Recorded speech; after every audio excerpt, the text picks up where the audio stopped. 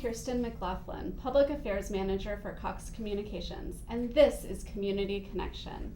Today we have Rolf Geiling and Elby Chandler from the Santa Barbara Rescue Mission. Welcome. Hi, thanks for having us. Thank you both for being here today. Rolf, why don't we start with you telling our viewers a little bit about the Rescue Mission?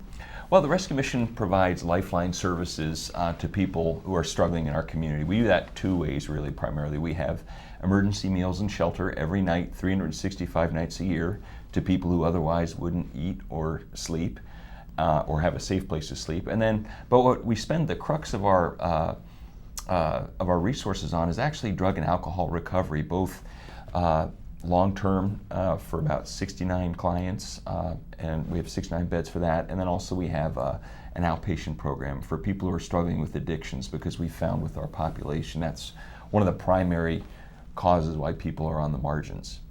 And how do people find you and find your services?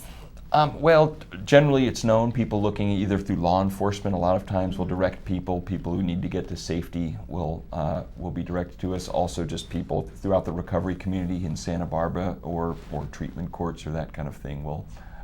We're known as a place that provides recovery to people who otherwise wouldn't have access. How is the Rescue Mission funded? We're funded entirely through private donations. So we have a $2.1 million cash budget, and this happens only because the community believes it should happen and people believe in our work and make it possible. Elby, you serve as the men's program director. Can you tell us a little bit about what that means and your role at the Rescue Mission? I can.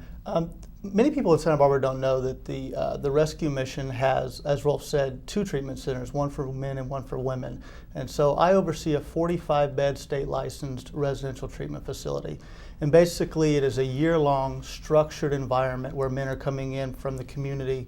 And it's a 12-month, like I said, it's faith-based, social model, 12-step program. So a lot of accountability. They're living with us for a year and really looking at a lot of different aspects of treatment. Not only getting involved in the community and in a recovery community, but also working through relapse prevention, working in a learning center, a classroom setting that we have to work on vocational skills and getting back into the community in that area too. And how many clients do you all serve annually?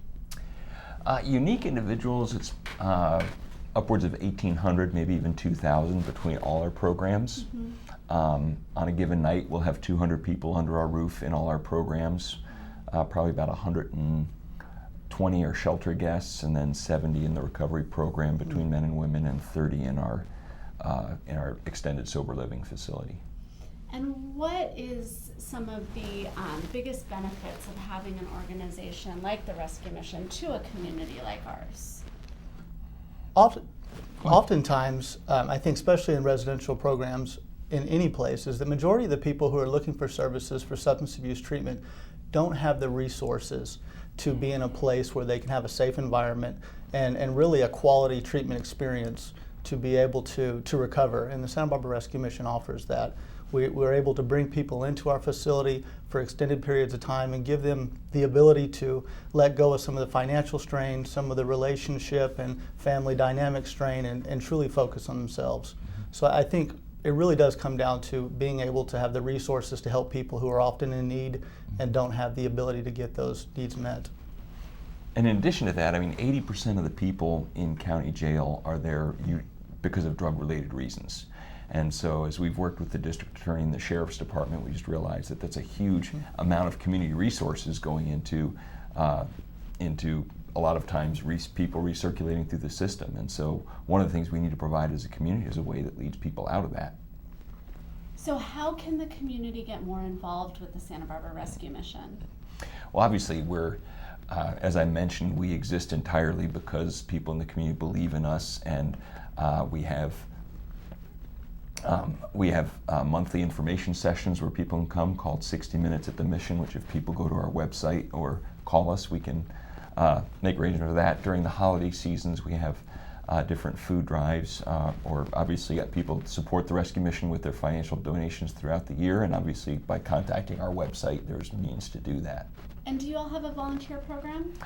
We do. We have volunteers probably almost every day of the year, either as mentors and tutors in the recovery program. We have individuals and groups that come and serve meals every night. So we rely and are appreciative of volunteers.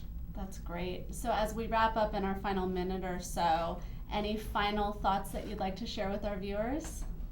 No, I mean, I would just say that the Santa Barbara Rescue Mission is somewhat of a hidden gem in our community. I think a lot of people, they understand the concept of us helping people in emergency shelter, but I think many people in the community don't realize how many people we're helping in residential treatment and just giving people that long-term environment to be able to recover. We're just grateful to be there. I think one of the things that Santa Barbara really is remarkable in is the opportunity that it extends to people who are in a desperate situation, and we're just glad our donors allow us to do that. Well, thank you both for the work you're doing in the community. It is amazing. Thank you. And Thanks for thank having you us. for being here today. Thanks so much. And thank you. Until next time, this is Community Connection.